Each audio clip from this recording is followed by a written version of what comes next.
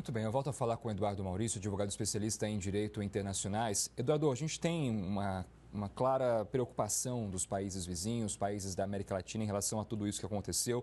Há, inclusive, uma expectativa de uma reunião da CELAC, né, a Comunidade de Estados Latino-Americanos e Caribenhos. Essa reunião pode acontecer, inclusive, ainda neste domingo. Agora, qual deve ser, de fato, a posição dos países da América Latina em relação ao que aconteceu na Venezuela por parte dos Estados Unidos? Olha, sempre vão ter os opositores e, obviamente, quem apoia, né? Eu vejo, por exemplo, que o Paraguai é, como todos sabemos, apoiador aí dos Estados Unidos e dessa captura de Maduro. E, de outro lado, tem os países que não concordam justamente pela violação da soberania da Venezuela e que isso poderia ser verificado em uma analogia como uma ameaça a outros países na América Latina que também poderiam ser violados na sua soberania.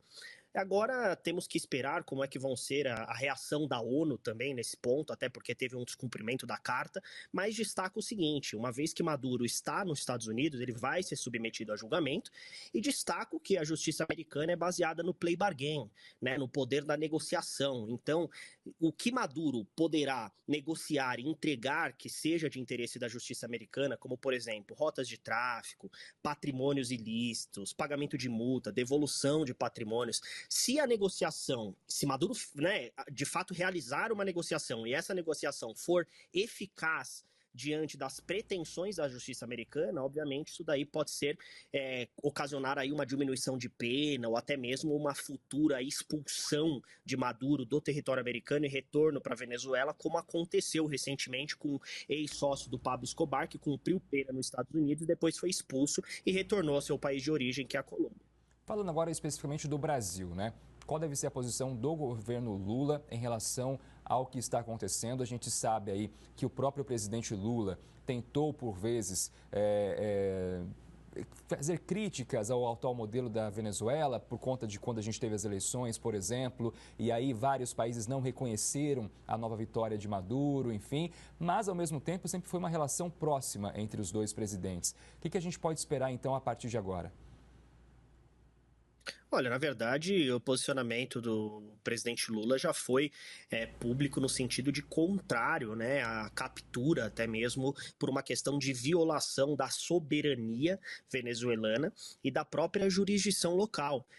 Acredito que o Brasil vai continuar com esse posicionamento, né, na pessoa do presidente Lula, lembrando que agora havia uma tensão muito grande entre Estados Unidos e Brasil, sobretudo nas questões envolvendo Alexandre de Moraes e o STF, no qual abrandou agora com a retirada e exclusão, né, sobretudo do ministro Alexandre de Moraes e outros membros do poder da Lei Magnífica, mas agora vamos ver como é que vai ficar essa relação entre Brasil e Estados Unidos com um fato notório e público do presidente Lula condenar essa invasão pela violação da soberania venezuelana, se colocando numa posição de analogia no sentido de que se isso acontecer com o Brasil, o que pode acontecer com o Brasil, também será aí um ato totalmente repudiado pela justiça brasileira e até mesmo pelos membros do Poder Executivo.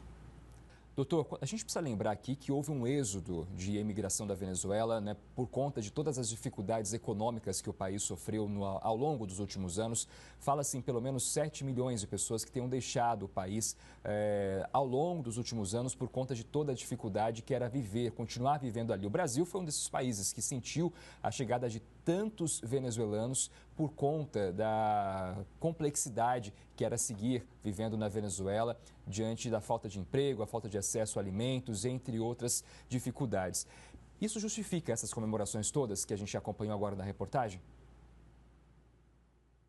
Olha, o cenário enfrentado pelos venezuelanos e dentro de muitos anos é um cenário muito complicado, uma miséria, uma ditadura. O Maduro impôs um sistema muito complicado, com perseguição de opositores, mortes, tortura. Então todos sabemos dos diversos atos ilegais praticados pelo presidente Maduro, mas também temos que analisar a questão da legalidade da sua prisão. Porém, sobre o aspecto dos venezuelanos que saíram do país, obviamente, vemos aí que a comemoração é entendível, né? Afinal, as pessoas saíram da Venezuela porque estavam sendo perseguidas, ou porque estavam vivendo na miséria, ou porque não poderiam viver numa plena democracia justamente pelo autoritarismo que Maduro empregava.